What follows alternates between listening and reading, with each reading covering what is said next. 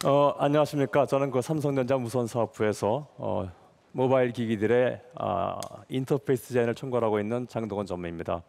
오늘 제가 여러분들께 말씀드리고자 하는 내용은 화면에 보시는 것처럼 인터페이스에 관한 것입니다. 아마 오늘 제 발표 이후에도 인터페이스에 대한 그 발표들이 이어질 것으로 알고 있는데요. 조금 다른 관점에서 이 인터페이스를 풀어볼까 합니다. 여러분, 디지털 기기에서 이 인터페이스란 무엇일까요?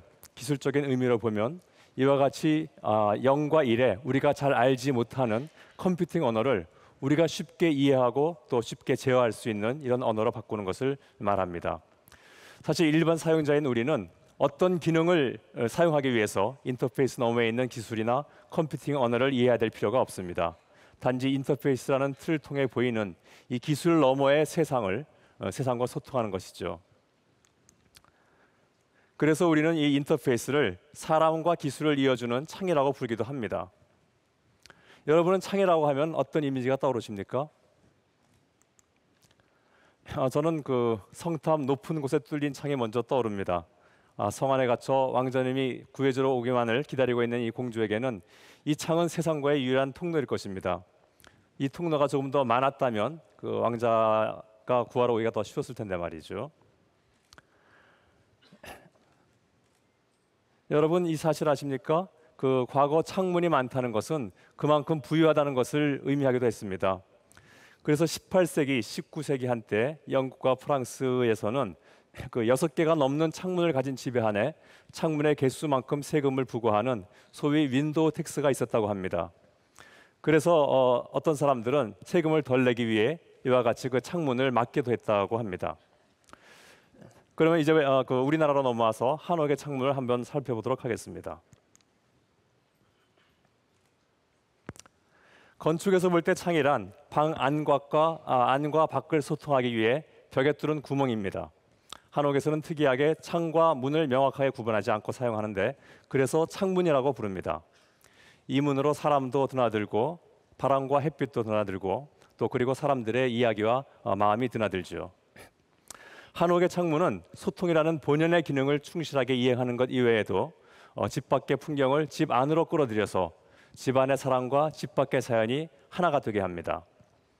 이는 우리의 전통 사상과도 관련이 있는데 집을 나라고 봤을 때 나를 둘러싼 그 주변과의 관계를 통해 자연스럽게 융화하고자 하는 정신이 한옥과 그 창문을 통해서 나타나는 것입니다.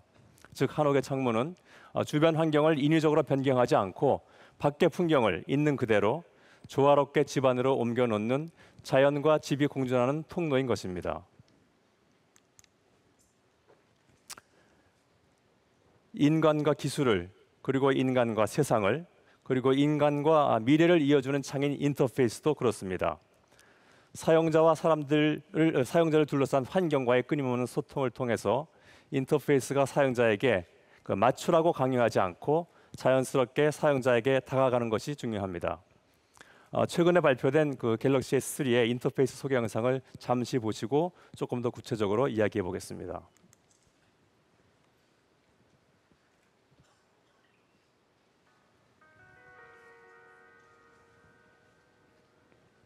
사운드 좀 올려주십시오.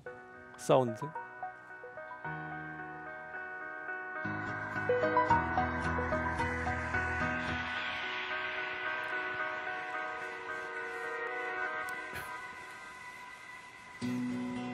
자연이라는 그 큰 주제 아래 진행된 이 인터페이스 디자인에서는 앞서 설명드린 것처럼 그 자연스럽게 세상을 담으려고 노력을 하였습니다. 주변 환경 변화를 자연스럽게 전달하고자 하였으며 나아가 사용자가 정보를 찾아가는 것이 아니라 정보가 사용자에게 먼저 찾아가도록 하고 있습니다.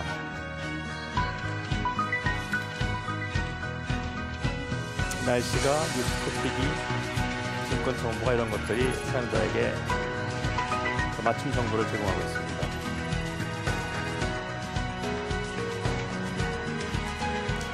인터페이스에서 그 자연스러움이란 과연 무엇일까요? 아날로그적인 메타포의 사용뿐만 아니라 실생활에서 사용하는 행동 패턴을 그대로 적용하는 것도 인터페이스를 더욱 자연스럽게 만드는 것입니다.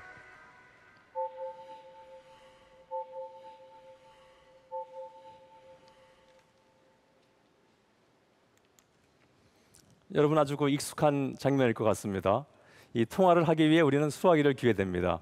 이것은 아주 자연스러운 행동으로서 이러한 행동 패턴은 전화라는 것이 발명된 이후부터 지금까지 변함없이 지속되어 온 행동 패턴입니다.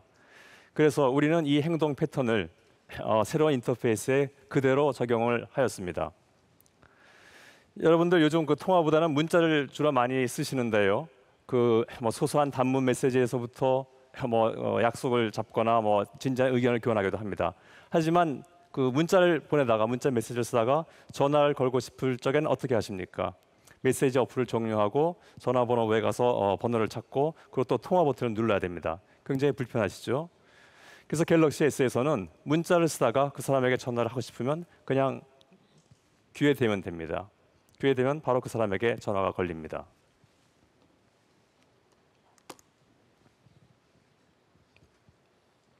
한 발 더 나가서 인터페이스가 사용자에게 알아서 맞춰주기도 합니다.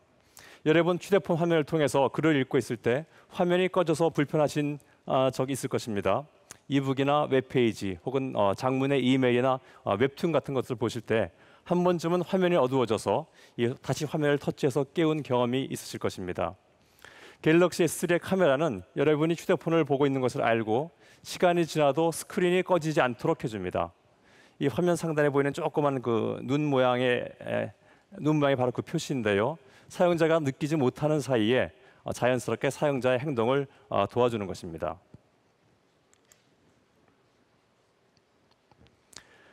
많은 경우에 휴대폰을 주머니에 넣거나 혹은 가방에 넣거나 혹은 책상 뒤에 두고 이렇게 일을 하다 보면 종종 그 전화나 메시지를 갖다가 놓치기도 합니다.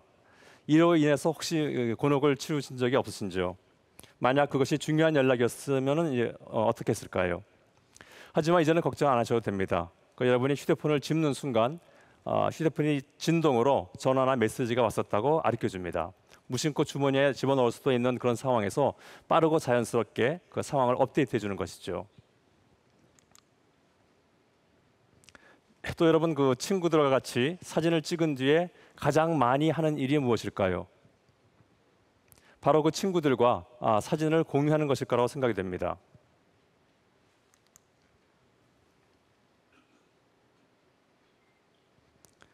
그래서 갤럭시 S로 사진을 찍으면 그 찍힌 얼굴을 자동으로 인식해서 그 사람들에게 사진을 바로 전송할 수 있도록 해줍니다. 자동으로 전송을 시켜주고요. 이런 식으로 인터페이스가 직관적으로 타인과의 소통을 도와주는 것입니다. 이외에도 새롭게 선보이는 인터페이스가 많이 있습니다. 이런 그 기술과 인간을 연결시켜주는 인터페이스의 사례들 곧 국내에도 출시할 그 갤럭시 S를 통해서 3를 통해서 한번 확인해 보시기 바랍니다. 이번에는 그 본 세미나의 주제인 공존에 대해 이야기해 보겠습니다. 여러분 혹시 전 세계에서 얼마나 많은 휴대폰이 사용되고 있는지 아십니까? 휴대폰의 세계 보급률은 현재 한 85% 정도 된다고 합니다. 물론 휴대폰을 2개 이상 가진 사람들도 있기 때문에 전 세계 인구의 85%가 사용한다고 말할 수는 없지만 분명 그 어떤 기기보다도 그 보급률이 가장 높은 그런 기기일 것입니다. 또 감히 말하건대 아마도 이 시점에서 우리 생활에 가장 큰 그 영향을 미치는 그런 기기라고 생각이 됩니다. 그래서 이 인터페이스라는 그 화면을 통해 모두가 동일한 세상과 소통할 수 있다는 점에서 이 휴대폰이 인류를 가장 그 평등하게 만드는 기기라고도 말할 수 있을 것 같습니다. 무엇보다 중요한 사실은 이를 통해서 새로운 세상을 만날 수 있고 세상이 변화하고 있다는 점입니다.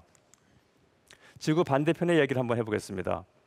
그 아프리카에서는 처음 접하는 디지털 기기가 휴대폰인 사람들이 많다고 합니다. 때로는 집안의 유일한 기기가 휴대폰이고 가족 모두가 하나의 휴대폰을 통해서 세상과 소통하고 있는 경우도 많이 있습니다. 지금 보시는 화면은 그 비영리 기관인 그라민 은행이 창안한 빌리지 폰입니다. 마을 사람들에게 공중 휴대전화를 제공해서 이용 시간에 따라 요금을 받는 사업입니다. 그래서 차선도 없고 물도 없고 전기도 없는 마을에 이 빌리지 폰은 있습니다. 사람들은 이 빌리지 폰을 통해 저렴한 가격에 사회나 의료나 교육에 관한 그 정보를 전달받고 또 이는 그 각 가정의 경제 활동에도 영향을 미치게 됩니다. 완전히 어떤 그 새로운 세상을 통할 수 있는 연결시켜주는 유일한 통로인 셈입니다. 휴대폰은 또한 선진국, 후진국의 개념을 넘어서 모든 소외계층에게 세상과 소통할 수 있는 그런 기회를 제공하였습니다. 보시는 것은 삼성이 지난 2009년에 출시한 지터벅이라는 시니어 폰인데요. 휴대폰 사용이 어려운 노인분들을 위해서 그분들의 사용 행태를 파악한 뒤 가장 필요한 버튼 3개만을 제공하였습니다. 교환원 부르는 버튼, 가장 많이 쓰는 사용자를 지정해서 부를 수 있는 버튼, 그다음에 비상연락망인 911을 부르는 버튼, 이렇게 3가지 버튼입니다. 그래서 이외에도 시력이나 청력을 잃은 장애우들을 위해 점자 키패드나 음성으로 사용 환경을 말해주는 그런 불편을 덜어줄 수 있는 기능들을 제공하고 있습니다. 휴대폰은 단순한 소통의 역할을 넘어 삶의 질을 높일 수 있는 새로운 기회를 제공합니다. 그 중에 하나가 바로 교육입니다. 아프리카에 급격하게 보급된 휴대폰으로 인해서 이 문자 서비스를 사용하는 것은 읽고 쓰는 것을 연습하는 기회인 동시에 학습의 중요성을 깨닫는 계기도 되고 있습니다. 이 인프라스트럭처가 전혀 갖춰지지 않은 이런 나라에서는 휴대폰을 비롯한 모바일 기기가 제공하는 서비스들이 몇 년 뒤 가난을 벗어날 수 있는 가장 확실한 희망의 매체로 여겨지고 있습니다.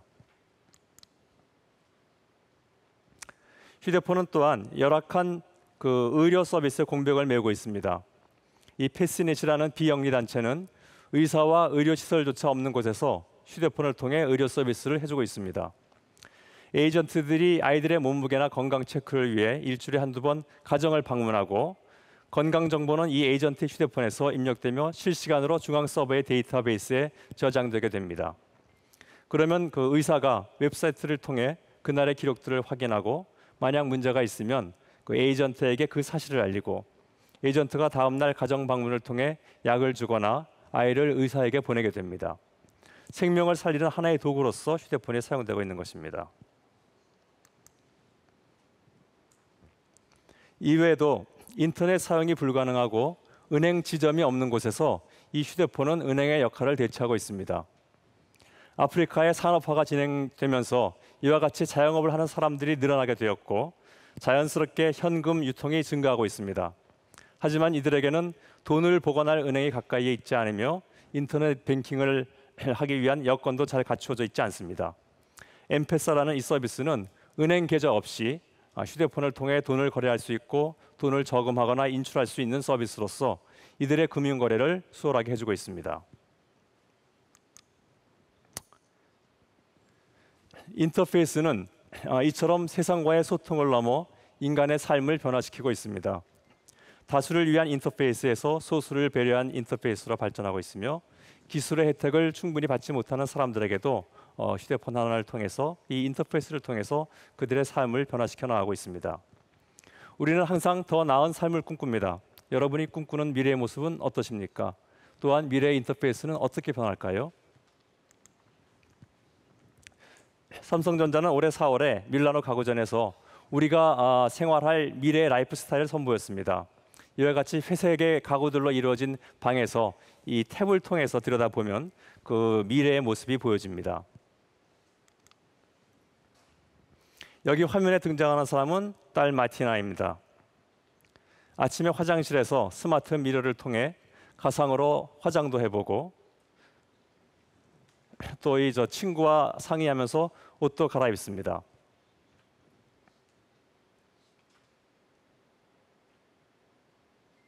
아마 오늘 중요한 약속이 있나 봅니다. 주방입니다. 아들 마르코가 냉장고를 열고 주스를 마십니다. 이 스마트 냉장고는 문을 닫아 놓아도 그 안에 내용물들을 보여줍니다. 또 이렇게 그 주스가 다 떨어진 것을 알람으로 알려줍니다. 할머니가 냉장고에 주스가 떨어진 것을 확인했습니다. 냉장고에서 직접 온라인 쇼핑을 통해서 주스와 장바구니에 있는 다른 식료품들을 주문합니다.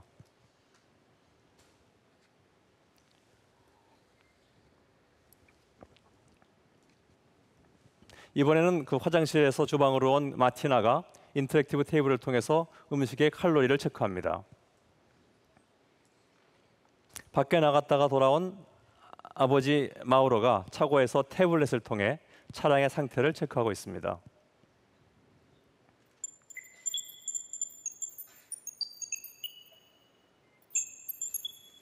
옷을 갈아입고 침실에 들른 마으로 이 운동을 나가기 전에 벽면에 있는 이 앰비언트 스크린을 통해서 개인 피트니스 사항들을 체크하고 있군요. 이 스크린은 반대편에서도 볼 수가 있습니다. 엄마 이바나가 자신의 건강을 체크하고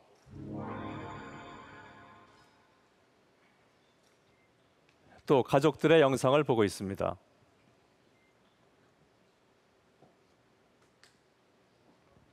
화단에서는 할아버지 세르지오가 등산을 준비하고 있습니다. 갈 곳을 검색하고 인포글라시스를 통해서 AR로 산행 경로를 체크합니다. 날씨도 함께 확인하고 있습니다.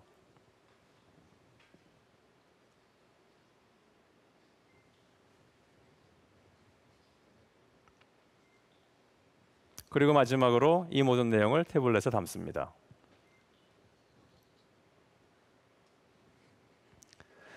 여러분 어떻습니까? 보신 것처럼 주변 모든 그 사물들이 사람과 소통하고 여러분이 바라보는 모든 곳에 인터페이스가 존재합니다. 우리는 새로운 기술을 통해서가 아니라 새로운 인터페이스를 통해서 바뀐 세상을 경험하게 될 것입니다. 인터페이스는 새로운 세상을 여는 창이며 미래를 여는 창입니다. 사람들은 인터페이스를 통해 세상과 소통하며 지식을 공유하고 발전시킵니다. 세상과 자연스럽게 소통하는 통로, 또 사계절의 자연의 변화를 집안으로 담아놓는 그 한옥의 창처럼 변화하는 세상을 자연스럽게 만나게 해주는 것, 이것이 인터페이스의 역할이고 이를 통해 인류의 삶은 지금보다 더욱 풍요로워질 것이라고 생각합니다. 감사합니다.